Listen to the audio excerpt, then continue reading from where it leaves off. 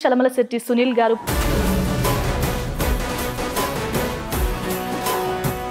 Elections టైంలో వస్తాడు seasonal politician అని. సో దానికి మీరేం సమాధానం చెప్తారు? 3 సార్లు ఎలక్షన్స్లో గెలిచి సాధించలేదు అట్లీస్ట్. అంటే 3 సార్లు 3 డిఫరెంట్ పార్టీలు. ఎప్పుడైనా బ్యాక్ చూసుకున్నప్పుడు ఏమైనా రిగ్రెట్ ఫీల్ అయ్యారా? నేను ఎలక్షన్ రిజల్ట్ వచ్చిన మన్నాడు నుంచి సునీల్ గారు అంటే మీకోసం నిర్ణయాలు ఇచ్చే వాళ్ళు కూడా సరిగా లేరు అన్న ఒక థాట్ కూడా ప్రజలు మాట్లాడుకుంటారు. ఓటమికి 100 కారణాలు ఉన్నాయంట. రాజకీయాల్లోకి వచ్చిన ప్రతి వ్యక్తి ఇలాంటి మాటలు చెప్తారు, బాగుంటాయి. కానీ ఓట్లు వేసిన తర్వాత గెలిచిన తర్వాత వాళ్ళ దారి వాళ్ళు చూసుకుంటారు అంటే. కానీ పాలిటిక్స్లో ఉండే బిజినెస్ మెన్ అంటే కాకినాడ అనగానే కాపు సామాజిక వర్గం లేకుండా అసలు యూసే ఉండదు.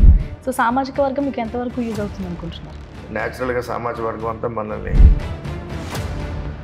మీరు చిరంజీవి గారికి సన్నిహితులు, ఆయన కూడా చాలా ఇష్టపడతారని విన్నాం.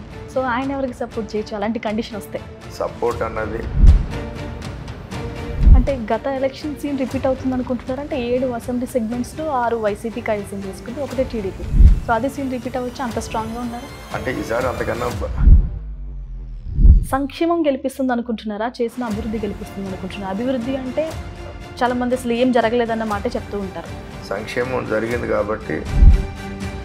అంటే 4వ సారి రాబోతున్నారు. కొత్త వ్యూహాలు ఏమైనా ఉన్నాయా మీ దగ్గర? ఈ 400 గ్రామాల్లో మనకి